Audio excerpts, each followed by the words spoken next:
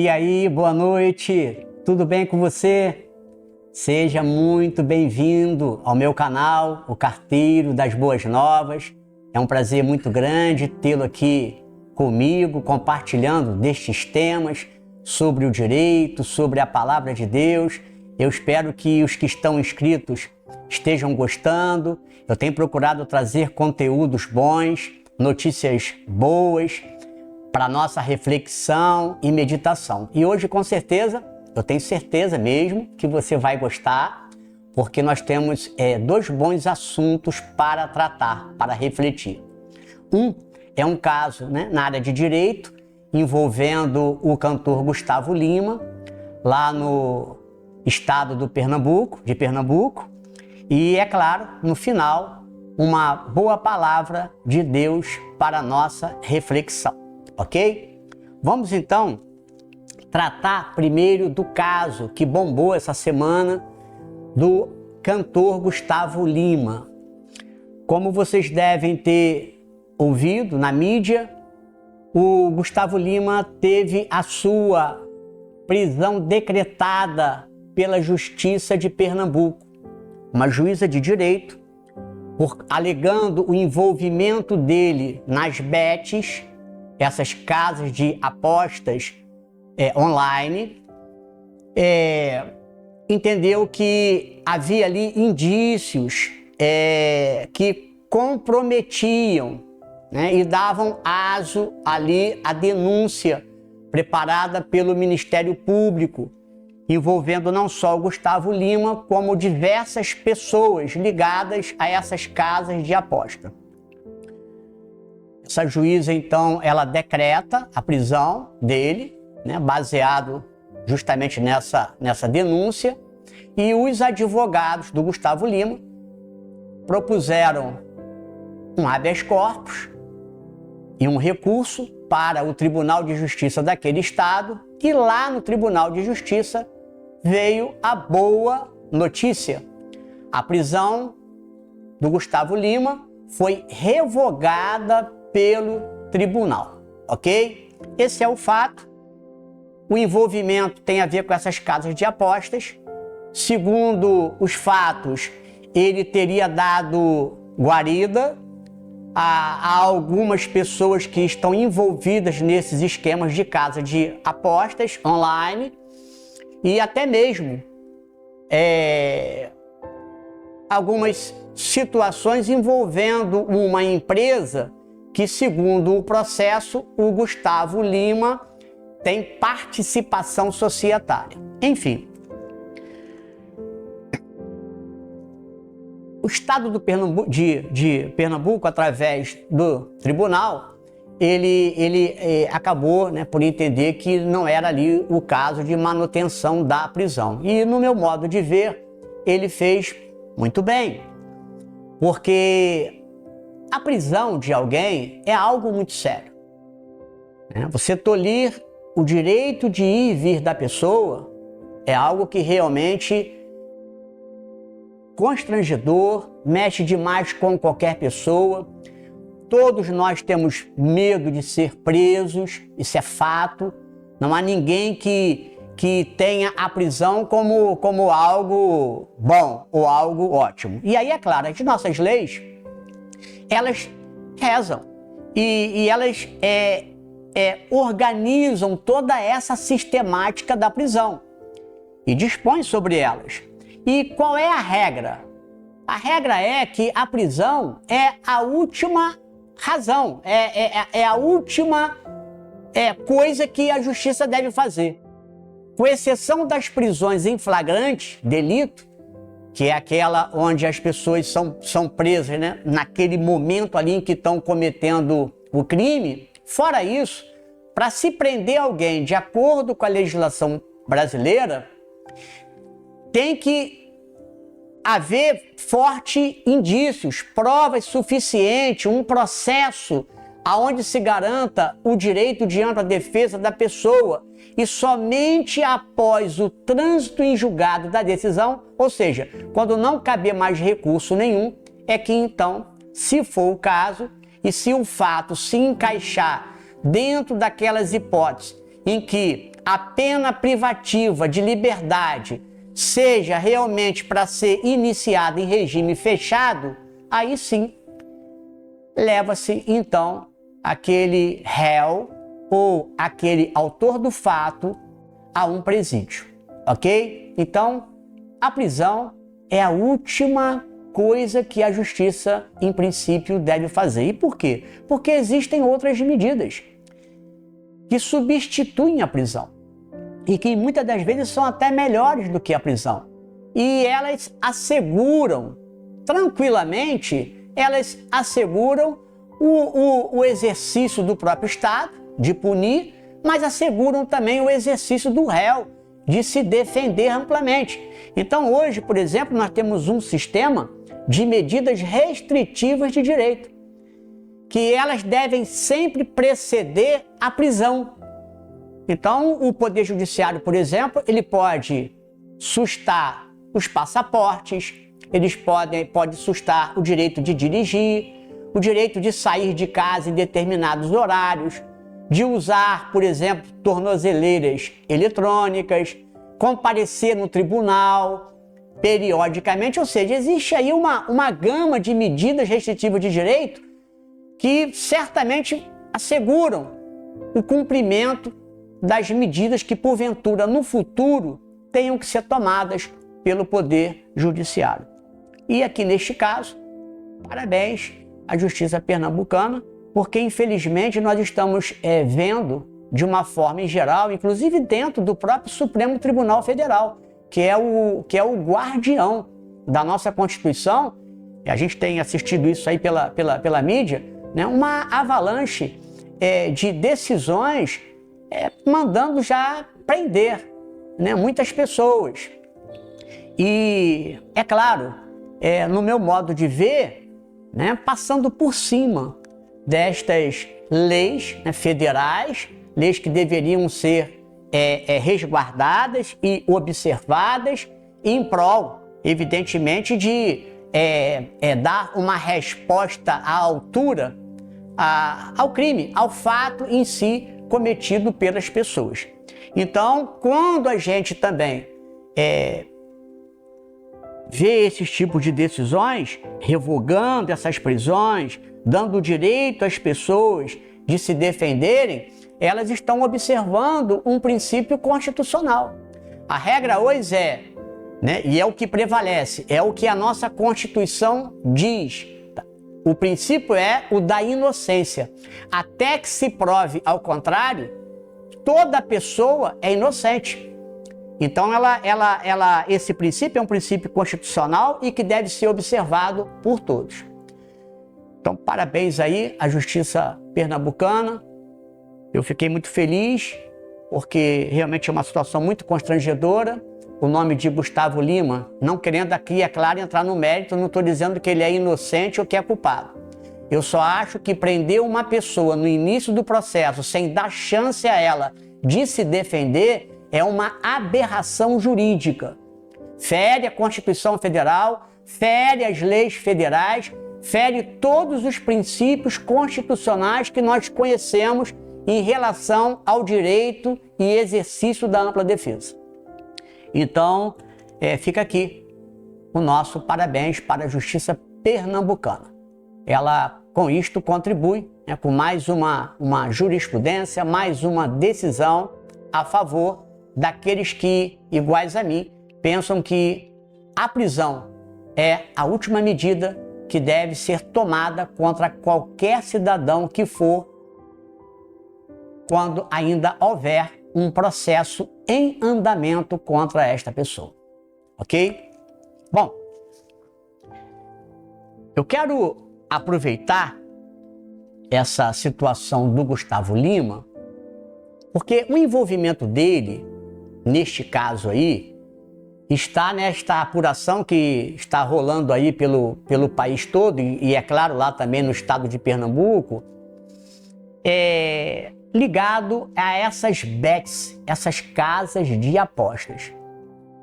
São inúmeras, são, né, vamos falar assim, uma variedade muito grande nesses últimos tempos tem surgido dessas casas.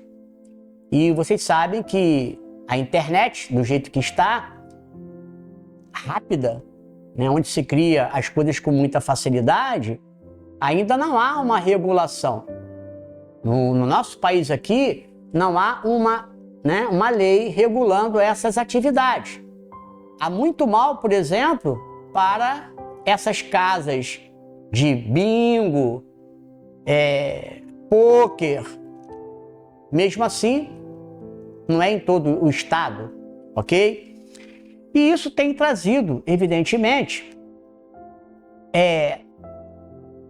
uma série de propagandas nas TVs, nas rádios, nos estádios de futebol, incentivando as pessoas a jogarem. E aí eu quero, à luz da palavra de Deus, tratar desse assunto também com vocês.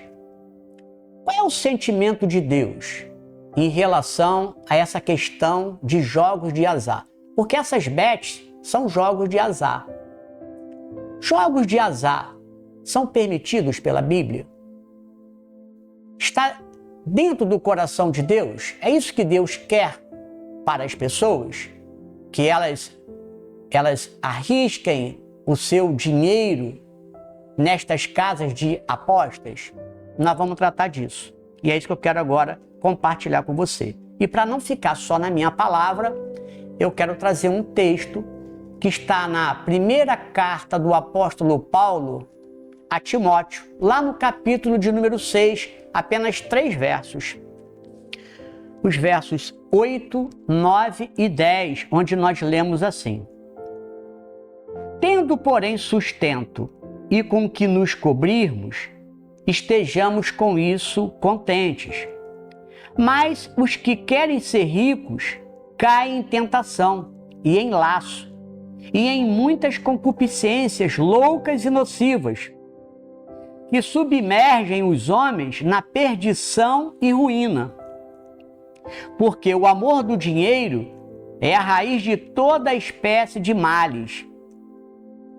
E nessa cobiça, alguns se desviaram da fé e se traspassaram a si mesmo com muitas dores. Bom, eu posso lhes garantir que na Bíblia, de Gênesis a Apocalipse, o sentimento de Deus é que nós não caiamos nesse risco de querer ficar ricos rapidamente, ganhar dinheiro fácil ou nos metermos nestas situações que possam nos trazer constrangimento. Olhando a palavra de Deus, não há nada, por exemplo, não há nada que diga que jogar é proibido. Na Bíblia, inclusive, a gente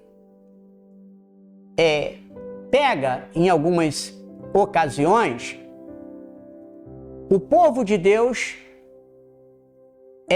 jogando a sorte por algumas questões. Como, por exemplo, para dividir uma terra. Tinham lá 12 tribos, então vamos dividir a terra. Então vamos lançar a sorte aqui para ver quem vai ficar com A, quem vai ficar com B. Mas não estava aqui, evidentemente, isso não é um jogo de azar, mas usando ali da sorte para resolver uma questão interna, para resolver uma questão familiar. Como, por exemplo, participar de uma rifa para ajudar alguém que está passando por uma necessidade e resolveu vender um produto e fez uma rifa entre amigos, e você está fazendo aquilo ali não com o intuito de ganhar dinheiro fácil, mas para ajudar aquela pessoa. São certas situações que o Senhor não condena, pelo contrário. Como na própria palavra dele, não há nada que diga ou fale sobre jogos de azar, isso evidentemente não é condenável. Mas a gente sente que Deus se preocupa com estas coisas. Porque, pelos princípios bíblicos, a palavra ela nos incentiva a ganhar dinheiro com o nosso trabalho, com o nosso suor, e juntar dinheiro aos poucos. Para quê? Para não cair na tentação de querer ficar rico rapidamente. E é por isso que no texto que nós acabamos de ler aqui, o apóstolo Paulo vai orientar Timóteo, que é um filho na fé, dizendo para ele o seguinte: Timóteo, a gente tendo o que comer, o que vestir, e para a nossa subsistência, não caiamos no erro de querer ser ricos rapidamente.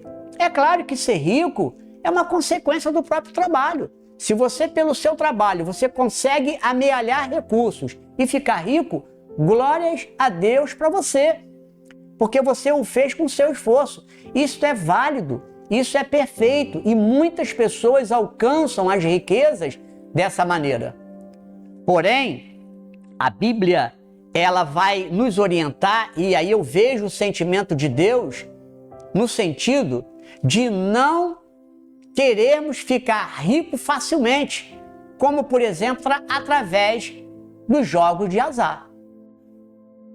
E Paulo está certo quando ele diz que o amor a esta questão do dinheiro, a querer ser rico rapidamente, ela é uma raiz de toda espécie de males. E nessa cobiça muitas pessoas caem em tentação, e não só em tentação, caem em desgraça. E isso é um fato que nós estamos vendo nos dias atuais. Eu fiquei assim pasmo quando eu fui procurar ver a movimentação financeira que essas bets têm feito nos últimos tempos. É uma coisa assim absurda. Só para que você tenha uma ideia, nos últimos 12 meses tão somente, essas bets, elas movimentaram quase 40 bilhões de reais. Sabe o que é isso?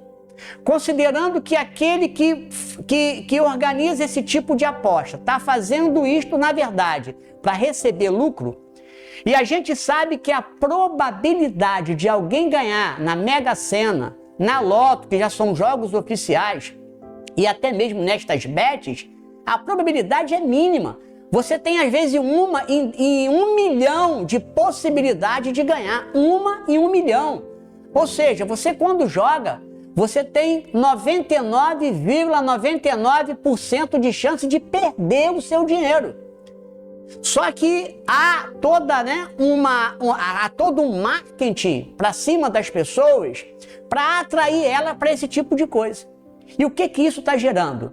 Além de gerar bilhões de reais em favor dessas startups, destas empresas que exploram essas atividades de jogo de azar, inclusive sem regulamentação, o que está acontecendo? Está levando muita gente ao endividamento. Está levando muita gente a vender o que tem.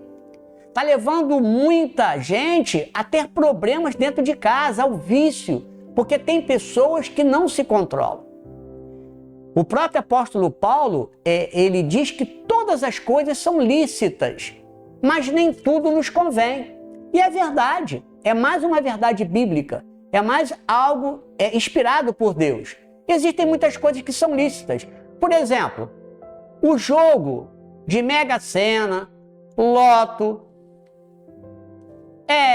são jogos lícitos, são jogos permitidos por lei, tanto é que tem tantas casas lotéricas abertas aí. As bets são permitidas? Sim, por enquanto sim, porque nem há regulamentação. Mas convém que eu pegue o meu dinheiro, que eu ganhei de forma difícil, trabalhosa, com meu suor, e entregar o meu dinheiro para essas pessoas, assim, espontaneamente? Eu creio que não. Eu creio que nós não devemos fazer isso. Esse giro todo aí, de bilhões de reais, é sinal que tem gente apostando dezenas, centenas e milhares de reais nestes tipos de coisa. E para quê? Qual o objetivo? Ganhar dinheiro fácil. Ficar rico sem ser através do trabalho honesto. E não é só isso. Tem um dado também curioso que a gente percebe quando lê essas matérias. A maior parte das pessoas que, entre aspas, ficaram ricas através de jogos de azar, elas tiveram sérios problemas em sua vida pessoal. Algumas foram mortas, há casos, por exemplo, de homicídios de pessoas, algumas se divorciaram, largaram a sua família. Ou seja, é uma série de problemas que traz as famílias. E aí, embora a palavra de Deus não fale nada explicitamente sobre jogos de azar, há um sentimento da parte de Deus que nós não devemos cair na tentação de querer ganhar dinheiro fácil ou ficar rico ganhando dinheiro fácil. Devemos até tentar ficar ricos, sim, mas através do nosso trabalho, através do nosso esforço. Até mesmo porque para os cristãos, quando eles entendem quando eles apostam nestas casas lotéricas e nessas casas de apostas, como a Caixa Econômica Federal, como as bets, para tentar ganhar dinheiro através de jogos de azar, para Deus é como se essa pessoa estivesse falando para o Senhor que não confia nele como um Deus provedor. Porque Deus é um Deus provedor. A palavra dele diz que ele nos ajuda nos momentos difíceis. Então, quando eu, ao invés de confiar no Senhor, colocar os meus recursos em coisas que são permitidas por ele, eu começo a buscar esses jogos de azar para ganhar dinheiro fácil, eu estou falando para Deus que eu não confio na provisão dele. Sem perceber, eu creio, eu cometo aí o pecado da incredulidade na palavra de Deus. Então, fica também aí com essa boa nova, e se eu pudesse te dar um conselho, eu te diria o seguinte: não pegue o seu dinheiro bom e coloque em jogos de azar, porque a probabilidade que você tem de perder o seu dinheiro é de 99,99% de chance. Fica com essa boa nova, espero que você tenha gostado. Se você ainda não é inscrito no meu canal, se inscreva, ative aí o sininho para receber as notificações, compartilhe, comente, me ajude a divulgar, porque na verdade o meu objetivo é realmente que neste canal, além de publicar e divulgar as minhas obras particulares, é trazer para você uma boa notícia do direito e, é claro, sempre no final, uma boa palavra de Deus para a nossa reflexão. Fica com Deus e até o próximo vídeo.